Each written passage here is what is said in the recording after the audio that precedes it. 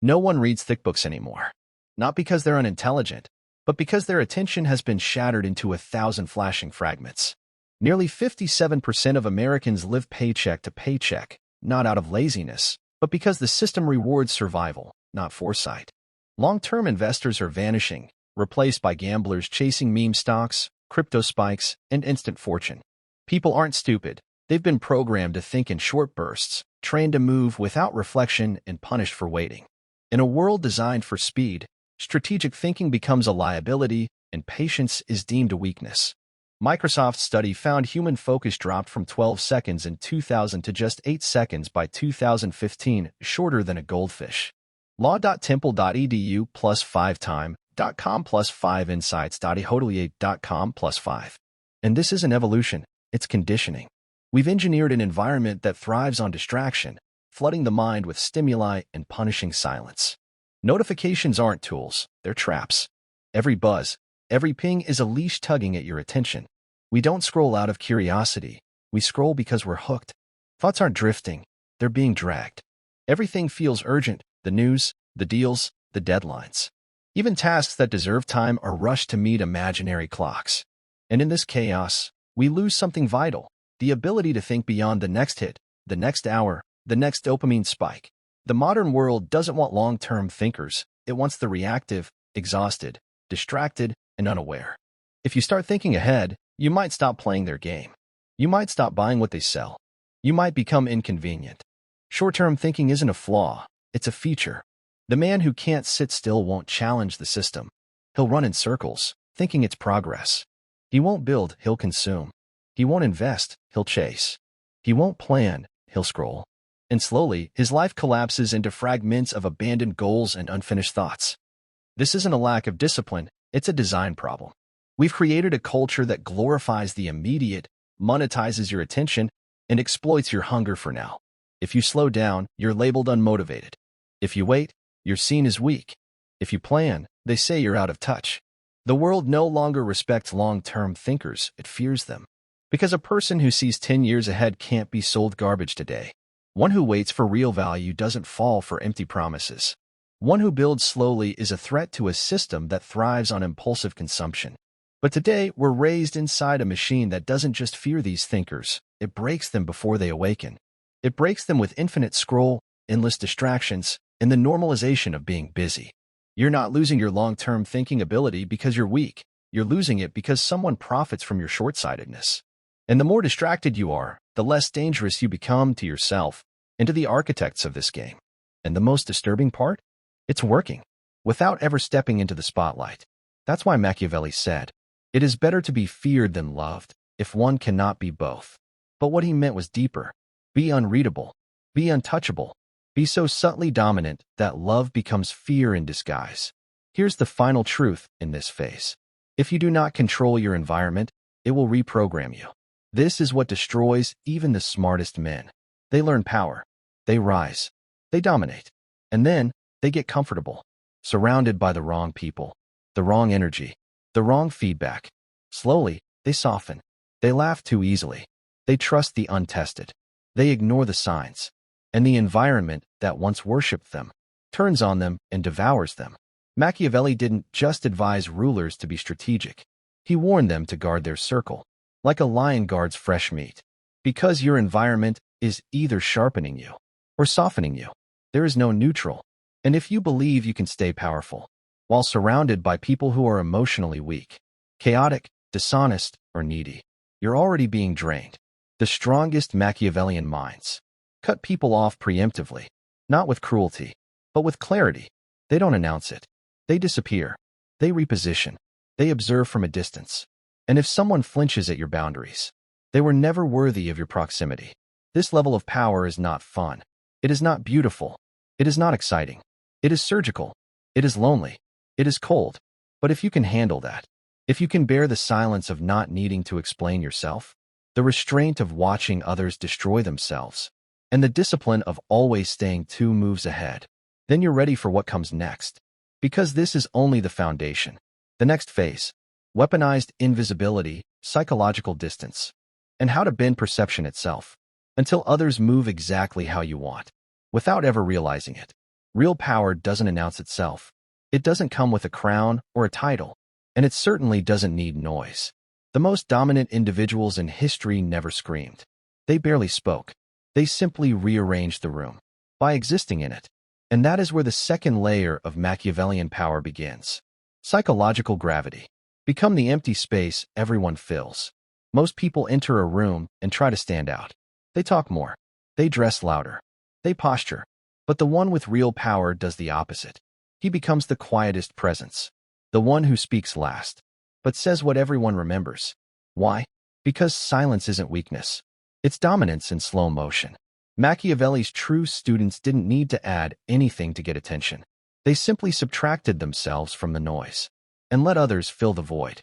And when people speak into your silence, they reveal everything. Their insecurities, their thirst for validation, their desperate need to be seen by you. Now you hold the psychological high ground. You're not reacting. You're not performing. You're watching. And slowly, the room begins to orbit around your stillness. Master selective illusion. Machiavelli knew perception was more powerful than action, but he never advised full transparency, not even with allies. Instead, he taught a technique that today's powerful use constantly. Controlled contradiction. Reactors who go viral for 10 minutes. They're celebrated. But here's the secret nobody tells you. The power to sit with discomfort, to delay gratification, to resist the urge to click. That's true power. The man who can wait is the man who can see. And the man who can see is the one they fear most. He's not seduced by speed, not pulled by panic, not driven by manufactured urgency. He chooses what matters and lets go of what doesn't. Stillness isn't passivity, it's precision. In a world that screams for your attention, choosing where to look is the most radical act. When you stop reacting to everything, you finally start responding to what's real. Amid dopamine, noise, and applause, Marcus Aurelius offered something far more dangerous, the power to feel whole without external permission. He wasn't just a Roman emperor. He was a man at the summit of power who chose discipline over indulgence, stillness over frenzy. That he wrote, "You have power over your mind, not outside events. Realize this, and you will find strength." Reddit.com/13 stoicgrind.com/13 Reddit.com/13. And it is in your power to withdraw yourself whenever you desire. Perfect tranquility within consists in the good ordering of the mind. Goodreads.com+1 Reddit.com+1.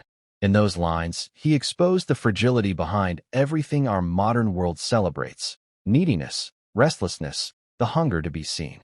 A man who craves applause will always serve the crowd. A man who craves stimulation will never master his attention. Marcus didn't crave praise. That made him unshakable, not just as a ruler, but as a human being. Today, most are trained to be responsive, available, emotionally reactive, plugged into all stimuli. That's not power. That's slavery masked as convenience, disguised as ambition, sold as hustle. Stoicism flips that narrative. It doesn't ask you to run harder. It dares you to stop, to watch, to choose rather than react. The Stoic doesn't panic when others do. He doesn't chase attention. He doesn't beg for comfort. His power is internal and therefore untouchable. In a system engineered to bait every impulse, the Stoic becomes immune, not by withdrawal, but by self-command. He's not cold. He's not numb. He simply sees the trap and chooses not to step in. That is the power no system can commodify, the power of enough, the power of restraint, the power of deliberate silence. The Stoic isn't driven by outrage or urgency. He doesn't need to win every argument or prove his value daily. He understands most noise is bait, most praise manipulation, most urgency a distraction from what matters. So he trains differently, not building speed, but building stillness. Stillness that can bear the weight of real vision. Because clarity doesn't come from reacting fast. It comes from seeing clearly, choosing slowly, and moving only when the direction is true. And in that sense, Stoicism is the ultimate long-term mindset, not just for thinking ahead, but for thinking free. In a Machiavellian world that rewards obedience and punishes depth, the Stoic rewrites the rules by refusing to play for their rewards at all. He sees the game as rigged, but rather than complain, he sharpens his mind until he no longer needs the system. You're being lulled into compliance, peacefully, knowing you'll never pause long enough to rewrite the rules. Because tired people don't revolt. Distracted people don't strategize. Reactive people never reclaim power. They only beg for relief. That's the real design. Not to destroy you, but to keep you too numb, too busy, too uncertain to ever pose a threat. They don't want you dangerous. They want you dependable, stuck in cycles you call normal, chasing goals they define as success, clinging to apps you call connection. And each time you try to break free and fail, you blame yourself, not the system. That's the final trick. They make you believe the cage is yours and then sell you a meditation app inside it. Make no mistake, this isn't chaos. It's choreography. And you've been dancing to their rhythm since they taught you not to ask, why? The good news? Once you recognize the pattern, you can step out of it. But you'll need something most have lost long ago, the courage to stop and think for yourself. If you're here, you already feel it, the dull ache behind your ambition, the quiet question rising. Is this really all life is meant to be? Now that you see how deep the system runs, you know the answer isn't to move faster, it's to step outside and see clearly. You don't need another productivity hack or morning routine. You need discipline, not for performance, but as protection against manipulation. Marcus Aurelius didn't write to soothe. You'll find no motivational pep talk in meditations. He wrote to stay awake in a seductive world. He wasn't chasing pleasure, he was fighting for presence, mental sovereignty, and the ability to think clearly when everyone else had sold that right. He reminds us, you have power over your mind, not outside events. Realize this, and you will find strength. Getstoic.com +4 goodreads.com +4 asquotes.com +4. And once you grasp the game, the only escape is to stop playing their terms and train your mind to resist their rhythm, not with hype, but with structure. Not more motivation, but more silence. Fewer choices, deeper focus, not driven by dopamine, but by principle. Start with 30 minutes each morning. No phone, no screen, just paper, a pen, and 2 questions. Where am I headed? And who's deciding that path? Then, each day do one thing that builds your future but gives no immediate pleasure. Read 10 difficult pages. Invest without reward. Build without attention. Train your nervous system to crave results that take time, because those are the only ones they cannot take from you. Turn off every notification that doesn't save your life. Delete apps that sell speed in place of depth. Remember, your environment is a battlefield. Every distraction is a weapon. Your attention isn't a resource, it's your lifeline. Guard it like your sanity depends on it, because it does. Every act of resisting urgency is a victory. Every moment you delay gratification is a return to power. Every time you choose silence over stimulation, you sharpen your vision. This isn't self-help. It's autonomy reclaiming itself from systems that profit when you forget who you are. The modern world wants you fast, predictable, emotional, overwhelmed, because that version of you is easy to sell to and easier to control. But when you stop chasing cheap rewards, you begin to remember what truly matters. Shape the thoughts of powerful people until they bend to your rhythm without even noticing. Control the consequences, not the people. This is the final layer of unpredictable power. Stop trying to control people directly. It's clumsy. It's obvious. It's weak. Instead, design your consequences. Create environments where certain actions are punished, but never by you directly.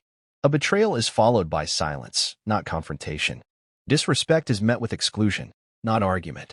Overstepping is answered with withdrawal, not explanation. You become the kind of man who never reacts, but whose presence rewrites the terms of behavior. Others begin adjusting themselves. Not because you demanded it, but because they fear the cost of losing access to you. This is true Machiavellian power. Never yelling, never correcting, never chasing. Just a quiet system of consequences so effective that people begin policing themselves in your presence. That's when you've won. Now, do you see why most people self-destruct at this level? They want to be liked. They want to be praised. They want to be predictable. Because predictability feels like acceptance. But predictability is a prison, and those who wish to be truly free must first be feared. Not for what they do, but for what they might do. You've now reached the 3rd layer. Emotional detachment, psychological gravity, and unpredictability as a weapon. But the final chapter, that's where it all fuses into one thing. A myth, not a man. A presence so controlled, so cold, so unreadable, that even your enemies respect you more than they hate you. Most people want to be remembered. Few understand how to become unforgettable. Because the truth is your actions won't survive history. Your words will fade. Your accomplishments will be buried by time, but your aura, that can be eternal, if you build it right. Machiavelli understood something deeper than strategy. He knew how to turn a man into a myth, not a brand, not an influencer, a walking presence that lives inside people's minds, long after he's left the room.